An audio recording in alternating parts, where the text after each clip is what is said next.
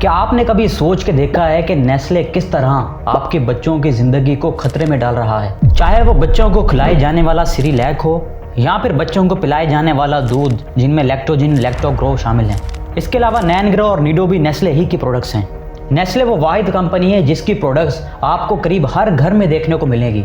Nestle की खुद की वेबसाइट के मुताबिक इनके 2000 से ज़्यादा ब्रांड्स हैं जो कि करीब दुनिया की हर कंट्री में अवेलेबल हैं। लेकिन यहाँ पर एक शॉकिंग फैक्ट ये भी है कि फाइनेंशियल टाइम्स की एक रिपोर्ट के मुताबिक नेस्ले ने ये खुद एक्नॉलेज किया है कि उनकी 60% से ज़्यादा प्रोडक्ट्स अनहेल्दी हैं। तो क्या नेस्ले की प्रोडक्ट्स यूज़ करना अनसेफ है? क्या ये वाकई हमारे बच्चों की ज़िंदगी को हमेशा के लिए खतरे में डाल रहा है? चलिए आज की इस वीडियो में हम इसी चीज़ के बारे में जानते हैं। Nestle promises you good food, good life. But is it actually selling you unhealthy products? Well, speaking to reporters after Nestle posted its worst ever quarterly numbers in 8 years, Nestle... Do not trust health products blindly. Do not trust healthy products blindly. Nestle दुनिया की जो सबसे बड़ी food company है। आप में से शायद ही किसी को ये बात मालूम हो कि ये कंपनी दुनिया की मोस्ट हेटेड कंपनीज में शुमार होती है। जब भी दुनिया में करप्ट और अनएथिकल कंपनीज की बात हो तो नेस्ले हमेशा टॉप पर हमें नजर आती है। दुनिया के 189 कंट्रीज में नेस्ले की 447 फैक्ट्रीज जिनमें 3 लाख से ज़्यादा वर्कर्स काम करते हैं। अब आपके दिमाग में सवाल आया होगा कि क्यों इतनी बड़ी कंपनी लेकिन इसके नाम के साथ हमेशा एविल और अनएथिकल वर्ड्स का यूज़ किया जाता है। तो बेसिकली इसके लिए हमें नेस्ले की हिस्ट्री में जाना होगा। 1867 स्विट्ज़रलैंड में इस कंपनी की शुरुआत होती है। इसके फाउंडर थे हेनरी नेस्ले। इस कंपनी की शुरुआत एक ही प्रोडक्ट से होती है और वो प्रोडक्ट थी बेबी मिल्क बेस्ड फार्मूला। ये प्रोडक्ट्स उनके लिए बनाई गई थी जिनकी मदर्स किसी भी वजह से अपने बच्चे को ब्रेस्ट फीड नहीं करवा सकती। 1970s में ये मिल्क फार्मूला बनाया गया ताकि मदर्स अपने बच्चों को equal amount of nutrients provide कर सकें। ये प्रोडक्ट था तो बहुत ज़बरदस्त, लेकिन इसको बेचने में एक प्रॉब्लम थी और वो प्रॉब्लम थी नीच मार्केट की। नेस्ले ने ये प्रोडक्ट बना तो लिया लेकिन इसकी रिक्वायरमेंट दुनिया की सिर्फ 1% औरतों को थी। अब नेस्ले के लिए सबसे बड़ी प्रॉब्लम ये थी कि ये 1% औरतों को बेचकर आखिर हम इससे प्रॉफिट कैसे बना सकते हैं। जिसको देखते हुए नेस्ले को एक आइडिया आता है कि किसी भी तरह करके हमें ये प्रोडक्ट दुनिया की हर मदर तक पहुंचाना होगी और ये इस आइडिया में कामयाब भी हुए। नेस्ले ने पूरी दुनिया को ये बताना शुरू कर दिया कि हमारा जो मिल्क बेस्ड फार्मूला है वो ब्रेस्ट मिल्क से ज़्यादा बेहतर है। इस कंपनी ने कई एडवर्टाइजमेंट्स की जिनमें यह साफ देखा जा सकता है कि ये अपने मिल्क फार्मूला को नेचुरल मदर मिल्क से कंपेयर कर रहे हैं। एडवर्टाइजमेंट तो बहुत अच्छी चल रही थी लेकिन नेस्ले अब यहाँ तक ही नहीं रुका। इसके बाद नेस्ले अब हर एक डॉक्टर के पास पहुँचा और डॉक्टर्स को इन बात पर कन्वेंस किया कि ये हर मदर को हमारा ही इंस्टेंट बेबी फार्मूला रिकमेंड करें। अब ये वैसे भी एक साइकोलॉजिकल फैक्ट है कि जब डॉक्टर हमें किसी चीज़ को रिकमेंड करता है तो हम आंख बंद करके उस पर यकीन कर लेते हैं। अब जैसे ही डॉक्टर्स ने ये मिल्क फार्मूला रिकमेंड करना शुरू किया तो नेस्ले की सेल्स और प्रॉफिट में बेहद इजाफा देखने में आया। इवन के इसके बाद भी नेस्ले यहाँ तक नहीं रुका। नेस्ले अब एशियन और अफ्रीकन कंट्रीज़ में भी पहुँच गया। वहाँ जाकर उन्होंने हर कंट्रीज़ में सेल्समैन को हायर किया और उन्हें डॉक्टर की ड्रेसिंग करवाई, जिसके बाद वो सेल्समैन मदर्स के पास जाती और उन्हें अपना मिल्क पाउडर रिकमेंड करना शुरू कर देती और फ्री में भी कुछ सैंपल्स दे दिए जाते। इस कैंपेन का रिजल्ट ये देखने को मिला कि मदर जो पहले ब्रेस्ट फीड करवाती थी वो अब इस मिल्क पाउडर पर डिपेंड होने लगी।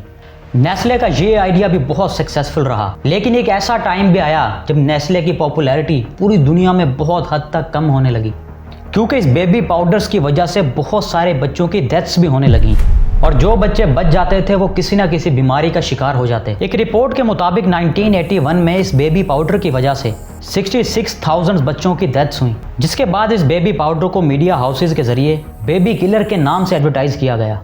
बात अब यहाँ तक बढ़ गई कि लोग अपने घरों से बाहर निकल आए नेस्ले के खिलाफ स्ट्राइक करने के लिए, यानी कि नेस्ले अब बहुत बड़ी प्रॉब्लम में फंस चुका था।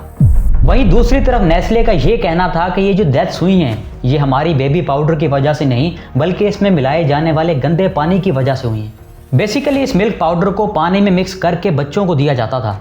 नेस्ले ने तो ये कह दिया कि हमने तो अपने पैकेजिंग पर साफ साफ लिखा है कि इसमें मिलाए जाने वाला पानी साफ़ होना चाहिए और अगर वो साफ़ ना हो तो उसे बॉयल करके फिर मिक्स किया जाए। यानी नेस्ले इस बात पर कन्विंस था कि जितनी भी डेथ्स हुई हैं ये हमारे बेबी पाउडर की वजह से नहीं बल्कि गंदे पानी की वजह से हुई हैं। और यहाँ पर नेस्ले किसी हद तक सही भी था लेकिन जैसा कि हम जानते हैं कि एशियन और अफ्रीकन कई सारी कंट्रीज़ में लोगों को तो इंग्लिश पढ़नी तक नहीं आती। इंग्लिश पढ़ना तो दूर की बात, वहाँ का लिटरेसी रेट ही बहुत कम है। तो कैसे ये पॉसिबल है कि वो पैकेजिंग में लिखी हुई है इंग्लिश पढ़ते। वहाँ पर लोगों ने तो सिर्फ उन सेल्समैन्स की बात मानी जो कि डॉक्टर्स का लिबास पहनकर आए थे। खैर ये लड़ाई तो चलती रही, लेकिन नेस्ले ने अपने इस बेबी पाउडर को बेचना बंद नहीं किया और कंटिन्यूसली एडवर्टाइज करता रहा कि हमारा milk powder natural mother milk से ज़्यादा बेहतर है।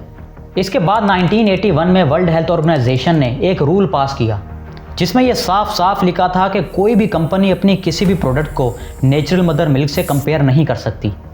जिसके बाद नेस्ले ने अपनी पैकेजिंग पर यह लिखना शुरू कर दिया कि नेचुरल मदर मिल्क ज़्यादा बेहतर है, लेकिन उन्होंने अभी तक अपनी सेल्स कम नहीं की थी। चाहे वो बच्चों को पिलाए जाने वाला सिरिलैक हो या फिर बच्चों को पिलाए जाने वाला दूध जिनमें लैक्टोजिन और लैक्टोग्रो हैं। अब यहाँ पर सवाल ये पैदा होता है कि नेस्ले की आज की ये प्रोडक्ट्स जो कि करीब पाकिस्तान में हर माँ अपने बच्चों को पिलाती है, क्या ये सेफ़ है या इसे हम नेचुरल मदर मिल्क से कंपेयर कर सकते हैं? तो चलिए इसको हम 3 पॉइंट्स की सूरत में समझते हैं। पॉइंट नंबर 1 कि अगर आप लैक्टोजिन के पैकेजिंग पर देखेंगे तो आपको कहीं भी मिल्क या दूध लिखा हुआ नज़र नहीं आएगा। बेसिकली ये एक इन्फेंट फार्मूला है, तो आप कभी भी इस प्रोडक्ट को नेचुरल मदर मिल्क से कंपेयर नहीं कर सकते। बल्कि आप इस पैकेट के फ्रंट साइड के नीचे देखें तो आपको ये लिखा हुआ नजर आएगा कि माँ का दूध बच्चे के लिए बेहतरीन ग़िज़ा है, और वहीं अगर आप टॉप पर देखें तो वहाँ पर यह लिखा हुआ नजर आएगा कि ये दूध कुदरती ग़िज़ा नहीं है। तो मेरा अब उन माँओं से सवाल है, क्या उन्होंने कभी इस पैकेजिंग को रीड किया है? ऑब्वियसली बहुत सी माँओं ने इसे नहीं पढ़ा होगा। इवन के कई मदर्स अभी तक यही समझती हैं कि ये infant formula natural mother milk से ज़्यादा बेहतर है हमारे बच्चे के लिए, जबकि ये बात सरासर झूठ है। पॉइंट नंबर 2, अगर आप इस पैकेट के साइड पर देखें तो इसमें वो इंग्रेडिएंट्स लिखे हैं जो कि इस फार्मूला को बनाने के लिए यूज़ किए गए हैं, जिसमें आपको स्किम्ड मिल्क हाईलाइट हुआ नज़र आएगा। स्किम्ड मिल्क बेसिकली तब तैयार होता है जब किसी भी नेचुरल मिल्क में से हम कुछ % वाटर और फैट को रिमूव कर दें।